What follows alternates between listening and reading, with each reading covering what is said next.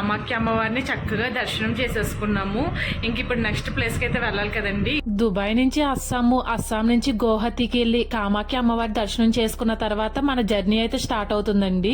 మీరందరూ కూడా ఆ వీడియోస్ చూస్తేనే మీకు ఈ వీడియో అన్నది అర్థమవుతుంది. మనమైతే బొంగులు కనిపించగానే అందులో బొంగు బిర్యానీ, బొంగు చికెన్ ఇలాంటివన్నీ వండేసుకుంటాము.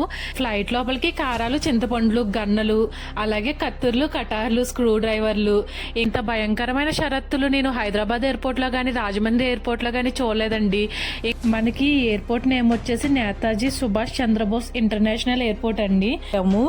ఇంకా కంపల్సరీ ఇప్పుడు 2 బిర్యానీ ఆర్డర్ పెట్టాల్సింది. ఇది బాగున్నా బాగోపోయినా అంత పిచ్చి ఆకలి మీద ఉన్నమాట. ఇంకా మనం పాట్నా ఎయిర్పోర్ట్ లో అయితే దిగేసాము. ఇక్కడ వచ్చేసి జయప్రకాష్ నారాయణ్ ఇంటర్నేషనల్ ఎయిర్పోర్ట్ పాట్నా అండి, ఏర్చుదమాట. ఇప్పుడు మనం పాట్నా నుంచి గయా వెళ్ళబోతున్నాము. చిన్నప్పుడు ఇలాగే ఎప్పుడో సాయంత్రం వెళ్లే ట్రైన్ కి మధ్యాహ్నమే తీసుకొచ్చి కూర్చోబెట్టేసేవారు.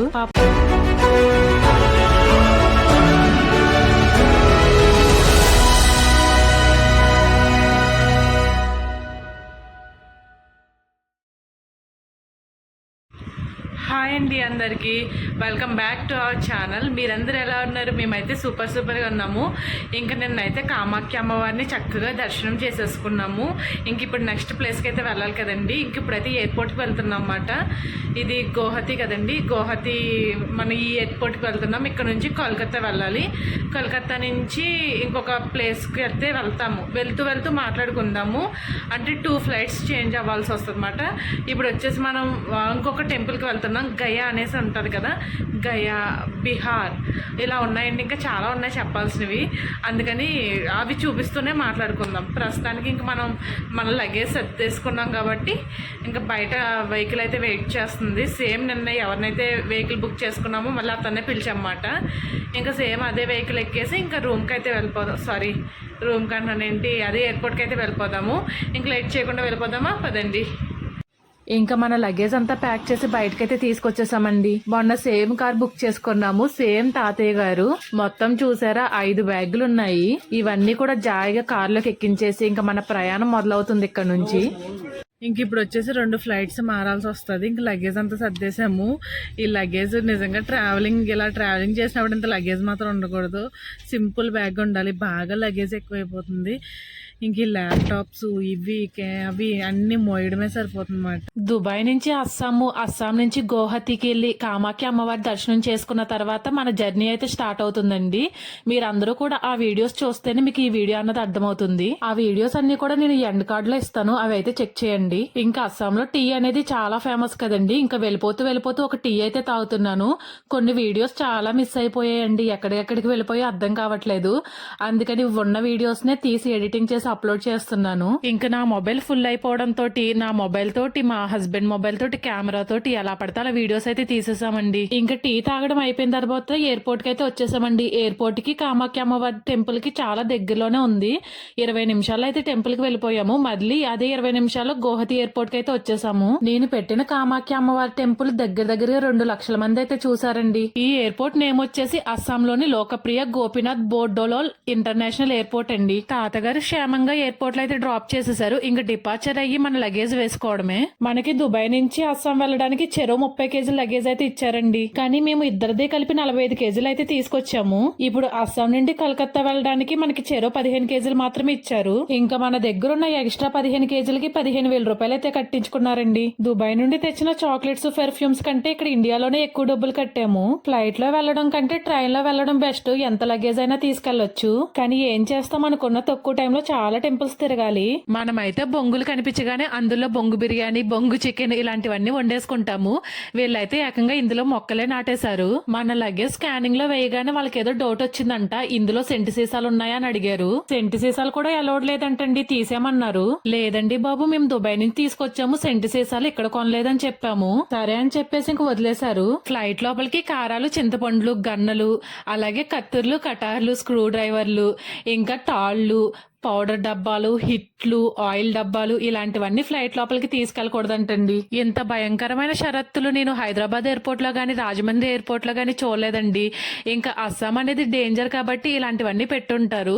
అస్సాం సంస్కృతి సాంప్రదాయాలన్నీ కూడా ఫొటోస్ అన్ని కూడా ఇక్కడ అంటించేశారండి. అమ్మేనుగు, నాన్నేనుగు, పిల్లేనుగు, అన్నయ్యేనుగు. ఇంకా చివరికి ఇప్పుడు ఎక్కేది కూడా ఇండిగో ఫ్లైటేనండి. విమానం ఎన్నిసార్లు ఎక్కినా గానీ మళ్ళీ మళ్ళీ ఆ త్రోతే ఎక్కాలని. ఇక్కడ క్లైమేట్ అయితే భలే ఉందండి, చిన్న చిన్నగా చినుకులు పడుతూ. మళ్ళీ ఎన్నాళ్ళకి కామాఖ్య అమ్మవారి దర్శనం చేసుకోవడానికి వస్తామో తెలియదు.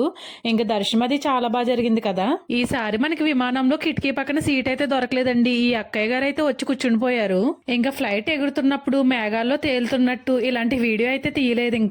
ఇంకా మనమైతే కలకత్తా అయితే ల్యాండ్ అయిపోయామండి. ఇప్పుడు కలకత్తా కాళికామాత టెంపుల్ చాలా ఫేమస్ కదా, కానీ మేము ఇప్పుడు అమ్మవారి టెంపుల్ కి అయితే వెళ్ళట్లేదండి. ఆల్రెడీ ఇది వరకు కలకత్తా వెళ్ళొచ్చేసాము. ఇంక ఇప్పుడైతే కలకత్తా ఎయిర్పోర్ట్ కి ల్యాండ్ అయిపోయామని చెప్పాను కదండి. ఒకసారి మీ అందరికీ కూడా ఎయిర్పోర్ట్ అయితే చూపిస్తాను. మనకి అస్సాం గౌహతి ఎయిర్పోర్ట్ నుంచి కలకత్తా ఎయిర్పోర్ట్ కి రావడానికి 1.5 hours లో వచ్చేసాము. ఇలా కళ్ళు మూసి తెరిసే లోపల ఎయిర్పోర్ట్ లో ఉన్నామండి. అస్సాంలోని వాళ్ళ రాష్ట్ర సంస్కృతి సంప్రదాయాలు ఎలా ఉన్నాయో ఈ కలకత్తాలో కూడా సేమ్ ఇలాగే పెట్టారండి. మనకి కలకత్తా కాళికామాత ఇలా చాలా రకాల విగ్రహాలు అయితే ఉన్నాయి ఇక్కడ. వీళ్ళందరి పేర్లు నాకు అంత ఐడియా లేదు, కానీ మీకు కనుక తెలిస్తే కామెంట్స్ లో చెప్పడం మాత్రం మర్చిపోవద్దు. ఈయనెవరో బుద్ధుల్లా ఉన్నారు చూడడానికి. మనోళ్ళు ఏదైనా గొప్ప పనులు చేశారంటే అది ఎయిర్పోర్ట్ లో ఇలాంటి బండ్లు పెట్టడమేనండి. నాలా నడవలేని వాళ్ళకి భలే యూజ్ అవుతాయి. ఇంకా నాకు తెలిసిన విగ్రహాల్లో ఏదైనా విగ్రహం ఉందంటే అది శ్రీకృష్ణుడి విగ్రహమే. అక్కడ కనిపించింది కదండి ఎంత అందంగా ఉన్నారో కెన్నయ్య. పాతకాలం నాటి బొచ్చెలు, బోలెలు, ఇత్తడి వస్తువులు, ఏదో గిన్నె, గ్లాసు, చెంబు ఏవో ఉన్నాయి. ఇంక ఇప్పుడు మనం నెక్స్ట్ ఫ్లైట్ ఎక్కాలంటే ముందు ఒకసారి ఎగ్జిట్ అయ్యి ఏదైనా తినాలి. అసలే కడుపులో ఎలకలు, పందికొక్కులు అన్ని పరిగెత్తేస్తున్నాయి. ముందైతే ఏదైనా పాడేయాలి పొట్టులోని. ఆడవాళ్ళు నగలు కొనమనడానికి ఎక్కడ పడితే అక్కడ పోస్టర్లు అంటించడానికి సరిపోయిందండి. కలకత్తా కాళికామాతని దర్శనం చేసుకోవడానికి ఎలాగో వెళ్ళట్లేదు. ఇక్కడ ఉన్న అమ్మవారికి ఇక్కడ గాంధీ తాత గారి విగ్రహం కూడా పెట్టారండి. గాంధీ తాత గారి విగ్రహం మొత్తం కూడా పువ్వులతో అలంకరణ చేస్తారు. గాంధీ తాత గారు చేసిన మంచి పనులు, పాతకాలం ఫొటోస్ అన్ని కూడా ఈ గోడల మీద అంటించేశారు. మొత్తం అన్ని కూడా పువ్వులతో డెకరేట్ చేస్తారు. ఇంక ఇప్పుడు ఎగ్జిట్ అయ్యి మన ఫుడ్ ఎక్కడుందో వెతుక్కుందాము. ఇప్పుడు టైం వచ్చేసి 2 అవుతుందన్నమాట. ఇంకేదైనా ఫుడ్ తినేస్తే మన ఫ్లైట్ వచ్చేసి కొంచెం లేట్గా వస్తుందన్నమాట. అందుకని చెప్పేసి ఏదైనా తినేద్దామని చెప్పి బయటకు వచ్చాము. ఇక్కడ ఏదైనా ఉంటే తినేసి అప్పుడు నెక్స్ట్ ఫ్లైట్కి అయితే వెళ్దాం. మనకి ఎయిర్పోర్ట్ నేమ్ వచ్చేసి నేతాజీ సుభాష్ చంద్రబోస్ ఇంటర్నేషనల్ ఎయిర్పోర్ట్ అండి. ఇది వచ్చేసి కలకత్తా. ఇక్కడ టాక్సీస్ అన్ని చూసారా ఎల్లో కలర్ లో ఎలా కనిపిస్తున్నాయో. ఒక్కొక్క చోట అయితే బ్లాక్ కలర్ లో ఉంటాయి, ఒక్కొక్క చోట అయితే వైట్ కలర్ లో ఉంటాయి కదా. ఇక్కడైతే ఎల్లో కలర్ లో కనిపిస్తుంది. అక్కడ ఇంగ్లీష్ నేమ్స్ తో కూడా రాశారు నేతాజీ సుభాష్ చంద్రబోస్ అని చెప్పి. నాకు ఈ టాక్సీలు అయితే భలే నచ్చాయండి. మనకి తెలుగుదేశం పార్టీ లాగా భలే కలగల్లాడిపోతున్నాయి. ఇంకా మనకి ఎయిర్పోర్ట్ చూస్తే కూడా చాలా పెద్దగా ఉందండి ఎయిర్పోర్ట్ అదిని. ఇంకా దుబాయ్లో బిర్యానీలు తిని తిని చాలా చిరాకు వచ్చేసిందండి.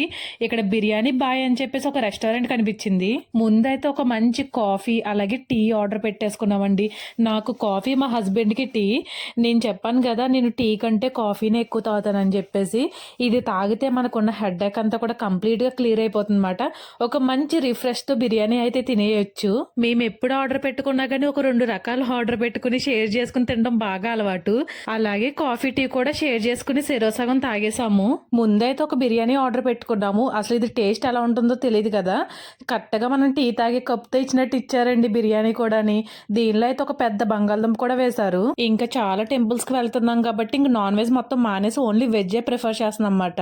అందుకని చెప్పేసి వెజిటేబుల్ బిర్యానీ ఆర్డర్ పెట్టాము. మేము చాలా ఎక్కువ బిర్యానీ వస్తుందని ఎక్స్పెక్ట్ చేసామండి. అందుకే ఒక బిర్యానీ ఆర్డర్ పెట్టాము. ఇంకా కంపల్సరీ ఇప్పుడు 2 బిర్యానీ ఆర్డర్ పెట్టాల్సింది. ఇది బాగున్నా బాగోపోయినా అంత పిచ్చి ఆకలి మీద ఉన్నమాట.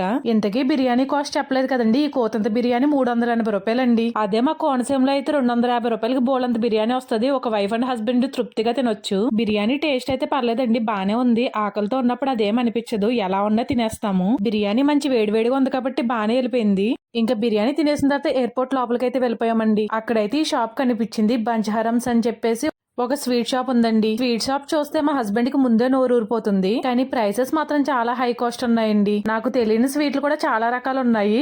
అన్నిటికంటే పెద్ద స్వీట్ కొంచెం తక్కువ కాస్ట్ లో ఉన్న ఈ స్వీట్ అయితే తీసుకున్నాము. ఇక్కడ చూడండి సందేశ్ గుర్రు స్వీట్ అంట. ఇంక ఇదేదో చూడండి మామిడికాయలతో చేసిన స్వీట్ అంట. వీటికి ముందు అన్నిటికి కూడా సందేశ్ అని చెప్పి స్వీట్ పెడుతున్నారు. Sandesh mango, Sandesh butter scotch అని. మేమైతే ఒక 2 స్వీట్లు అయితే తీసుకున్నామండి. 2 స్వీట్లు బాక్స్ చూసారా, కరెక్ట్గా నా అరిచేతిలో ఫోన్ అంత కూడా లేదు. ఈ కలకత్తా ఎయిర్పోర్ట్ లోనే ఒక బట్టల షాప్ అయితే చూసానండి. ఇక్కడ సారీస్ అయితే నాకు ఎంత బాగా నచ్చేసాయో.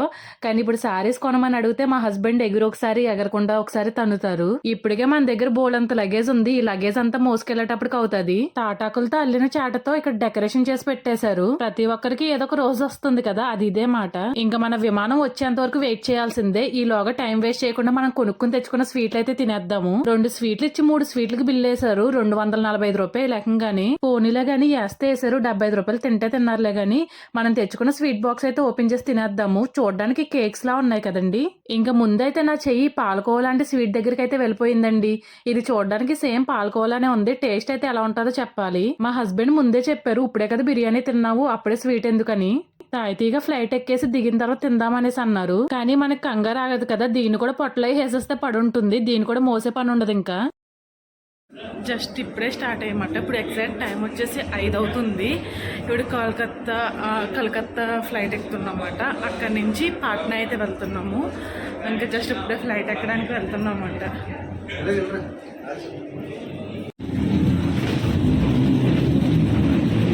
ఎప్పటి నుండో కోరిక ఎయిర్ ఇండియా గానీ ఎమిరేట్స్ గానీ ఫ్లైట్ ఎక్కాలని. ఇంకా లైఫ్ లాంగ్ నన్ను ఇండిగో ఫ్లైట్ లోనే తిప్పేస్తారు అనుకుంటా మా హస్బెండ్. ఇప్పుడు అదే డిస్కషన్ చేసుకుంటున్నాము ఇద్దరం. వీడియో క్లిప్స్ అయితే మిస్ అయిపోయాయండి. అప్పుడే మనం ట్రిప్ స్టార్ట్ చేసి 1 మంత్ అయిపోయింది కదా. ఇంకా మనం పాట్నా ఎయిర్పోర్ట్ లో అయితే దిగేసాము. ఇక్కడ బస్ ఫెసిలిటీ కూడా లేనట్టుగా ఉంది. ఇంకా ఫ్లైట్ దిగ్గానే మనం లోపలికి వెళ్ళడానికి నడుచుకుంటూ వెళ్ళిపోమన్నారు. ఇంక ఇప్పుడు అంతా కూడా మనది ట్రైన్ జర్నీయే ఉంటదండి. ఇప్పుడు లగేజ్ అంతా కూడా తీసేసుకోవాలి. మోడీ తాతగారు అయితే కనిపించారు అక్కడ. ఇప్పుడు వెళ్ళిన ఎయిర్పోర్ట్స్ తో పోలిస్తే ఈ ఎయిర్పోర్ట్ కొంచెం చిన్నగానే ఉందని చెప్పొచ్చు. మనకి ఈ ఎయిర్పోర్ట్ నేమ్ వచ్చేసి జయప్రకాష్ నారాయణ్ ఇంటర్నేషనల్ ఎయిర్పోర్ట్ పాట్నా అండి. ఎయిర్పోర్ట్ లో దిగిన తర్వాత ఒక క్యాబ్ తీసుకుని రైల్వే స్టేషన్ కి అయితే వచ్చామండి. పాట్నా రైల్వే స్టేషన్ ఇది. రైల్వే స్టేషన్ అయితే నాకు భలే నచ్చిందండి. చాలా పెద్ద రైల్వే స్టేషన్ ఇది. ఎన్ని నెలలు అయిపోయిందో ట్రైన్ ఎక్కి. నాకు ట్రైన్ జర్నీ భలే నచ్చుద్దన్నమాట. ఇప్పుడు మనం పాట్నా నుంచి గయా వెళ్ళబోతున్నాము. పాట్నా నుండి గయా వెళ్ళడానికి 99 కిలోమీటర్లు అయితే ఉంటుంది. ఈ పిల్ల ఎవరో గాని రైల్వే స్టేషన్ మొత్తం కూడా సక్కబెట్టేస్తుంది. వాళ్ళ అమ్మను కూడా పట్టించుకోవట్లేదు. ఈయన ఎవరో గానీ ట్రైన్ కోసం పరిగెత్తేస్తున్నారు. మనకున్న లగేజెస్ లో రైల్వే స్టేషన్ లో పరిగెత్తాలంటే చాలా కష్టం అండి. అందుకని రైల్వే స్టేషన్ లో ఇలా కూలీలు ఉంటారు కదా, వాళ్ళకైతే ఇచ్చేసాం మా లగేజ్ అంతాని. పాపం వీళ్ళన్నా ఎలా మోస్తారో అనిపిస్తుంది. కానీ వీళ్ళ బ్రతుకు తెరువు ఇదే కాబట్టి మనం ఇచ్చామనుకో వాళ్ళకి ఎంతో కొంత డబ్బులు వస్తాయి కాబట్టి ఒక రోజుకి యూజ్ అవుతుంది. చిన్నప్పుడు ఇలాగే ఎప్పుడో సాయంత్రం వెళ్లే ట్రైన్ కి మధ్యాహ్నమే తీసుకొచ్చి కూర్చోబెట్టేసేవారు. పాపం ఈయన మన లగేజ్ మోయలేకపోతున్నారు అనుకుంటా. ఇంకా ఫైనల్లీ ట్రైన్ అయితే ఎక్కేసామండి. చాలా నెలల తర్వాత ఎంత హ్యాపీగా ఉందో. ఇంకా ట్రైన్ లో వీడియో అయితే ఏమీ తీయట్లేదండి. వీడియో అయితే ఇక్కడితో ఎండ్ చేసేస్తున్నాను. ఇంకా నెక్స్ట్ వీడియోలో అసలు గయా ఎందుకు వెళ్ళాము, గయా ప్రాముఖ్యత, గయా టెంపుల్స్ చాలా ఉన్నాయండి చెప్పాల్సినవి. అవన్నీ కూడా నెక్స్ట్ వీడియోలో చెప్తాను. ఇంకా ఉంటానండి. నెక్స్ట్ వీడియోలో మళ్ళీ కలుద్దాం. అంతవరకు take care. By by to all my subscribers.